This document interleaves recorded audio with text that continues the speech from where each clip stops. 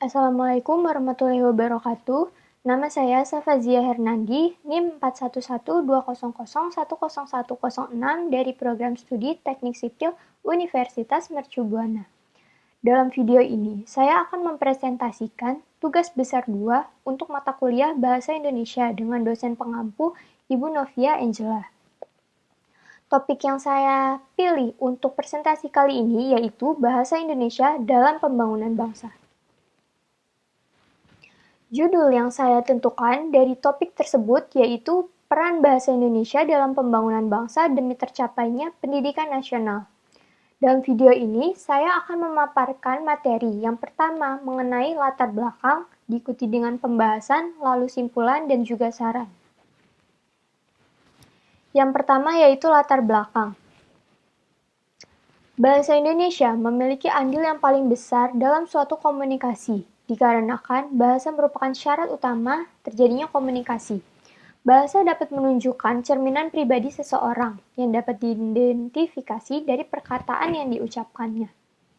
Selain itu, tingkat peradaban dan jati diri bangsa juga dapat ditunjukkan oleh cara berbahasa masyarakatnya. Misalnya, Indonesia ini merupakan negara kepulauan. Bangsa Indonesia memiliki berbagai macam dan beraneka ragam bahasa. Namun, dalam kehidupan berbangsa dan bernegara, bahasa berperan sangat penting.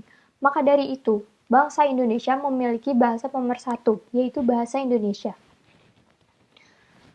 Fenomena bahasa di masyarakat juga bukan hanya terkait dengan persoalan keanekaragaman bahasa daerah dan fungsi bahasanya sebagai sarana integrasi bangsa saja, namun juga sejauh mana kebijakan bahasa mampu mewujudkan tujuan pendidikan nasional.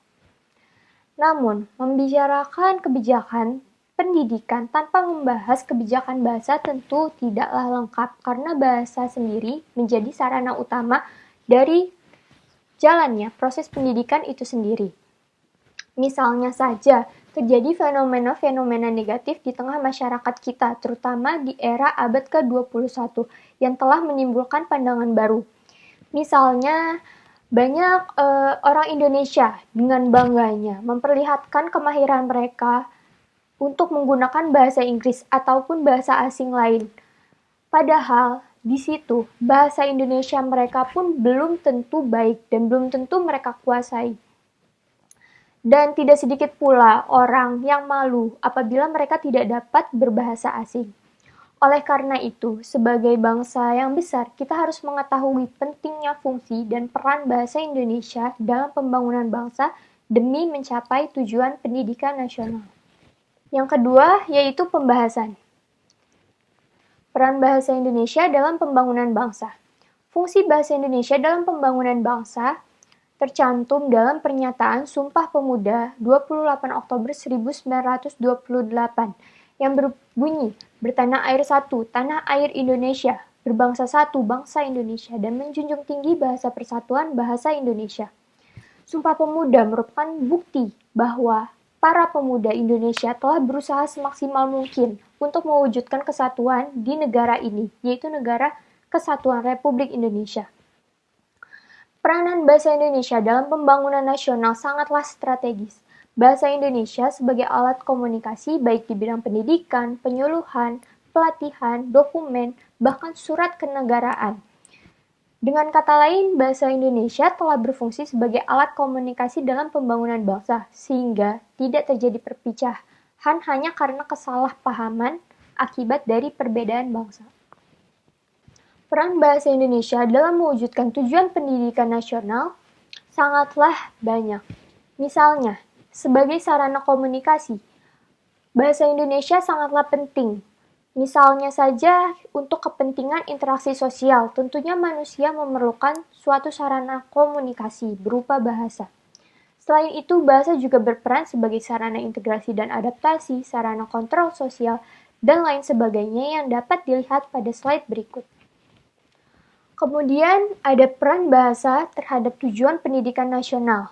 Baik dalam kepentingan lokal, nasional, maupun internasional, bahasa tidak hanya sebagai alat komunikasi seperti yang sudah disebutkan sebelumnya, tetapi juga dapat dijadikan sebagai alat untuk mengadakan integrasi dan adaptasi sosial. Bahasa Indonesia menjadi pemersatu di antara perbedaan bahasa yang ada di Indonesia. Di antara bangsa dan keragaman bahasanya, masyarakat akan tetap berkomunikasi karena ada sarana bahasa pemersatu, yaitu bahasa Indonesia. Selanjutnya, tujuan Sistem Pendidikan Nasional sebagaimana tercantum dalam Undang-Undang Nomor 20 Tahun 2003. Yang pertama, pendidikan nasional untuk mengembangkan kemampuan individu. Misalnya saja, kita dapat menghasilkan potensi diri dan mengembangkan kreativitas yang baru dalam berbagai bentuk dengan menggunakan bahasa. Misalnya dari kemampuan kita dalam mengolah kata, kalimat, paragraf, narasi, deskripsi, ataupun pemaparan secara tepat yang kita gunakan untuk komunikasi ilmiah. Yang kedua, tujuan pendidikan nasional untuk membentuk watak dan peradaban dapat diraih dengan mengasah kecerdasan dalam berbahasa.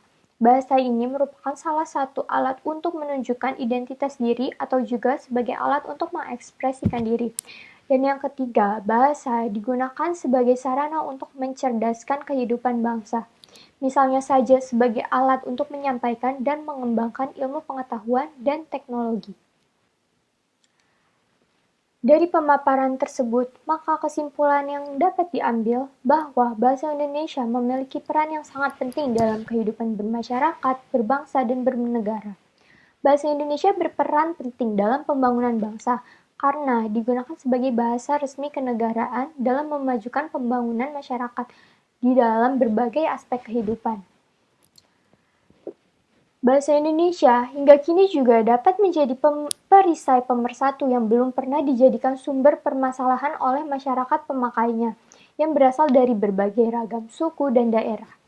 Hal ini terjadi karena bahasa Indonesia dapat menempatkan dirinya sebagai sarana komunikasi yang efektif, berdampingan dan bersama-sama dengan bahasa yang ada di Nusantara untuk dikembangkan dan agar dapat melancarkan berbagai aspek kehidupan dan kebudayaan, termasuk perkembangan dari bahasa-bahasa daerah itu sendiri. Dengan demikian, bahasa Indonesia memiliki kedudukan dan fungsi yang sangat penting bagi bangsa Indonesia di dalam wilayah Negara Kesatuan Republik Indonesia. Saran yang dapat saya sampaikan yaitu kita sebagai kaum intelektual sudah seharusnya dapat menjaga bahasa Indonesia agar menjadi bahasa yang dapat mempersatukan berbagai kelompok masyarakat. Hal ini dapat kita lakukan misalnya dengan mengadakan pembinaan ataupun pengembangan bahasa Indonesia agar tercapai pemakaian yang cermat, tepat, dan juga efisien. Berikut merupakan daftar referensi yang saya gunakan dalam penyusunan laporan ini. Sekian presentasi dari saya, kurang lebihnya mohon maaf. Wassalamualaikum warahmatullahi wabarakatuh.